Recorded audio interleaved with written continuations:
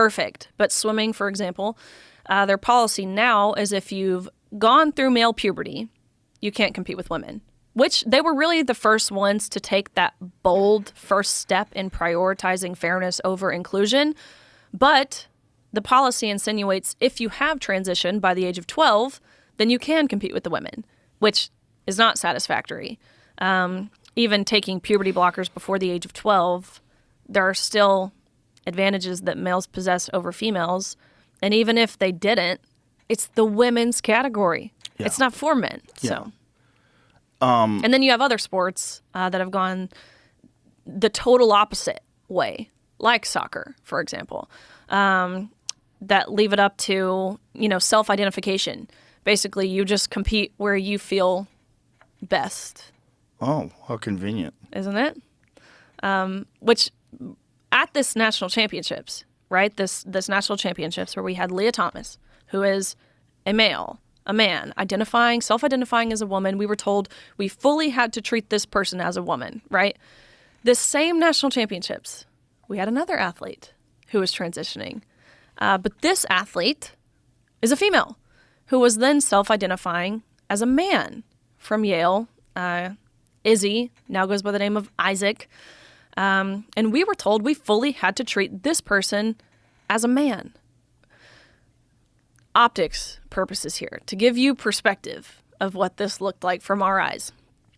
Okay, finals of the 100 freestyle. Top 8 women in the entire nation. Air quotes women. Air quotes women. Yeah, for those that don't have video, air quotes women. Top 8 women in the entire country. And you've got a 6'4" man in a women's swimsuit with a bulge next to a woman wearing only a Speedo with nothing covering her top. Your reaction was my reaction, because I'm sitting there watching this. I'm thinking to myself, it's me. I'm the crazy one. It must be. This is the freaking Twilight Zone. How does the audience react to this? Like when Lia Thomas gets on the block, when they're about to start a race. How does the audience react to this? As you can imagine, right? Like, there was a lot of silence. A lot of people didn't really know what to do, what to say. There wasn't a lot of clapping. There was a lot of, protesters and, trans rights activists who were there, who were being loud, and the posters and blah, blah, blah. Lots of booing. Kelly J. Keane was there, who is a phenomenal women's rights activist out of England, and she was there, and she, I'll never forget, I'm standing on the pool deck, and at this point in time, of course, me and all my teammates and my coaches, we all knew this was wrong, but it's still,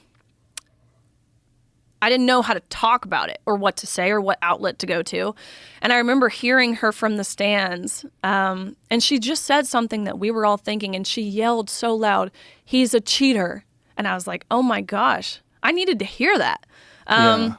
So there was a lot of booing, as you can imagine. Lots of silence. And through this, so you have the loud trans rights protesters. And is there anyone countering that? Are there loud pro-women sports protesters? There were. Not as loud.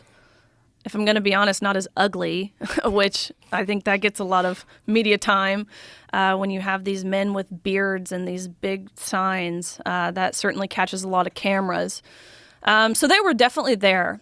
And looking back, like I said, being able to see them, it inspired me. It gave me courage to be willing to kind of put my name and face to it. Because I was scared at first. Based on just kind of the silencing tactics that were used to keep us quiet, right? We were told, you'll never get a job if you speak out about this. Your employer is going to look you up and see that you're a transphobe. And you don't want that, do you? You don't want everyone to think that you're transphobic. Was this a conversation that someone actually had with you? Yeah. We had to go to training, Joe, to learn how to accept that you're being cheated. A senior in college. Yeah. 21 years old. Yeah. They brought in an outside professional, again, air quotes, because what in the world, how can you be an outside professional who sat us down and taught us how to use she, her pronouns. Again, a senior in college. I'm like, am I really? Taught you how. You, an actual she, her. An actual she, her. How do you use she, her pronouns? We had to go through these interview questions. They threw a question at us. If we didn't answer their fake interview question to their standard, we had to go through it again. Oh, my God. Yeah. Indoctrination. Thomas's teammates, right, 16 of these girls, plus their parents at the beginning of the season, signed on to a letter expressing their discomfort in the locker room. I kid you not. The university responded back with, and I have a screenshot of their response. If you, as women, feel uncomfortable seeing male genitalia, here are some counseling resources that you should seek in an attempt to re-educate yourselves. Re-educate yourself that that's a she-ness. That's not a penis. It's a she-ness. Oh. Queeness penis. So, does Lia Thompson have sex with girls? What? Lia Thomas, rather. Yeah. At the time, again, this is what I know based off of what his teammates have told me and what really has been public knowledge based off what they post and different things. At the time of that national championships, he was still dating women and active with women. Sexually. So, obviously has testosterone. Yes. But now, again, based off of social media, he is engaged to another man who claims to be a woman. So 2 men, but they call themselves lesbians. So who knows? But yes. But at the time. So yeah. if you're on that team, you're a woman and you have a biological male who's intact, who's having sex with women, walking around naked in the locker room with women. And if you're uncomfortable with that,